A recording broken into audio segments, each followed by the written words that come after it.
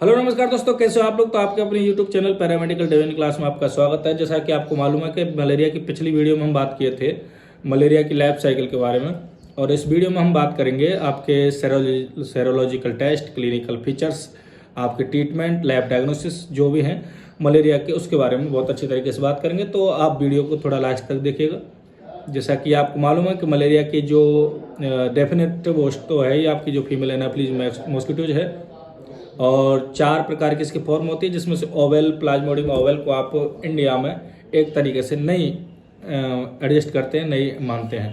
तो इस तरीके से मलेरिया की 3 फॉर्म मानी जाती हैं, प्लाज्मोडियम वाइवेक्स, प्लाज्मोडियम फाल्सिफेरम और प्लाज्मोडियम मलेरियाई।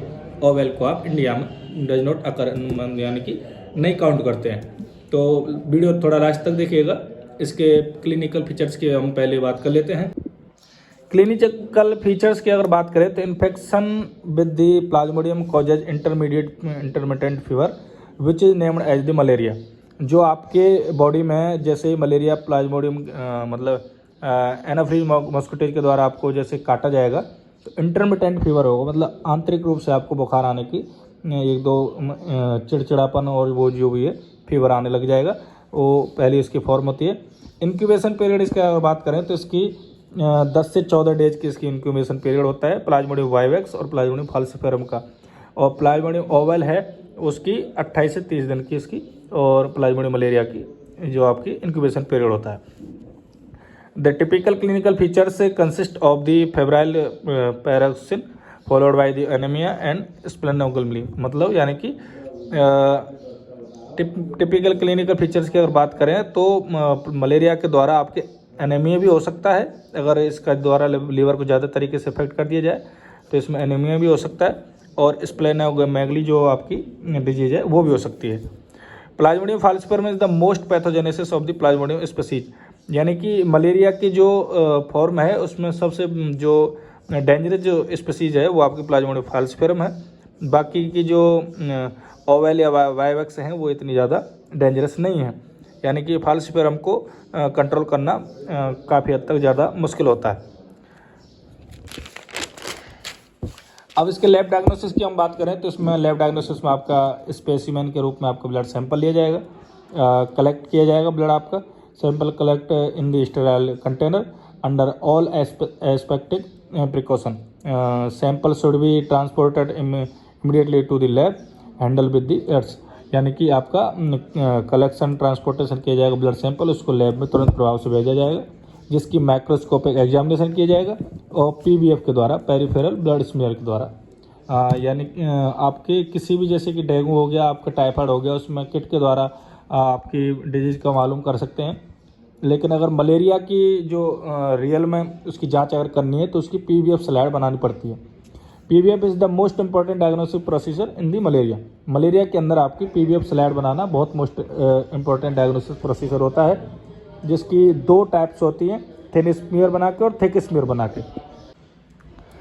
बहुत thick and thin PBF is stand by Leishman stain के द्वारा इसकी थिन और थिक पीबीएफ दोनों की जांच की जाती है। Smear are examined under oil immersion lens. ये आपकी पूरी लैब की जो डिपार्टमेंट है उसके अंदर पूरा प्रोसीजर होता है। इसकी मलेरिया की जो पीबीएफ स्लाइड है उसके बारे में हम पूरे अच्छी तरीके से अगली वीडियो में हम बात करेंगे।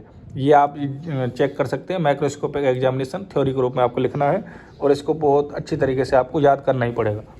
सेरोलॉजिकल टेस्ट के बारे में अगर बात करें तो इसमें आप क्या हो जाता है, एलाइजा टेस्ट के द्वारा या रिया के द्वारा। एलाइजा यानी कि एंजाइम लिंक्ड इम्यूनोसॉल्वेंट एसिड, और इसी प्रकार से अगर रिया है तो वो रेडियो इम्यूनो एसिड। 2 टाइप से इसका टेस्ट किया जा सकता है, और एक्स्ट्रा यानी कि पीबीएफ के अलावा भी।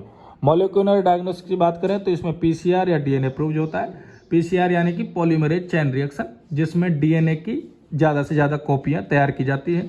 और इसी प्रकार से डीएनए प्रूव की बात करें तो इसमें जीन प्रूव होता है, यानी कि इसको आइडेंटिफाई किया जाता है माइक्रो ऑर्गेनिज्म के द्वारा। इसको माइक्रो ऑर्गेनिज्म के द्वारा आइडेंटिफाई किया जाता है। हेमेटोलॉजिकल इन्वेस्टिगेशन में, हेमेटोलॉजिकल जैसे कि आपकी सीबीसी का टेस्ट कराया आपने, तो उसमें इन्वेस्टिगेशन में किस तरीके से आप जांच करेंगे। तो अगर सीबीसी में आपकी टीएलसी काउंट अगर बढ़ी हुई आ रही है, टीएलसी यानी कि आपकी ल्यूकोसाइट जो आपकी बढ़ी हुई आ रही है, और अगर ईएसआई टेस्ट कराए तो वो भी आपका बढ़ा हुआ आता है मलेरिया के अंदर। ये आपके हेमेटोलॉजिकल टेस्ट के अंदर आ गया। ट्रीटमेंट के रूप में इसमें क्लोरोक्वाइन मोस्ट इंपॉर्टेंट होती है। मलेरिया के अंदर क्लोरोक्वाइन जो टैबलेट है वो ज़्यादातर चलती है, या मेजलोक्वाइन, 2 तरीके की टैबलेट दी जाती है। ये आपके मलेरिया के treatment, haematological test, molecular diagnostic और सेरोलॉजिकल और लैब डायग्नोस्टिक और क्लिनिकल फीचर्स, इसके बारे में हमने वीडियो में बात की। इसकी जो भी पीडीएफ की स्लाइड है या फिर और कोई जानकारी है वो आप हमारे कमेंट के माध्यम से बता सकते हैं कि इसके बारे में और क्या जानकारी देनी चाहिए। वो आपकी सारी जानकारियाँ अगली वीडियो के माध्यम से आपको बताई जाएंगी। अगर आपको हमारी जानकारी अच्छी लगी तो आप हमारे चैनल को सब्सक्राइब कर सकते हैं। आगे के इसी प्रकार की वीडियो देखने के लिए आप हमारे चैनल के साथ इसी प्रकार बने रहिए। तब तक के लिए नमस्कार, धन्यवाद, सत श्री अकाल।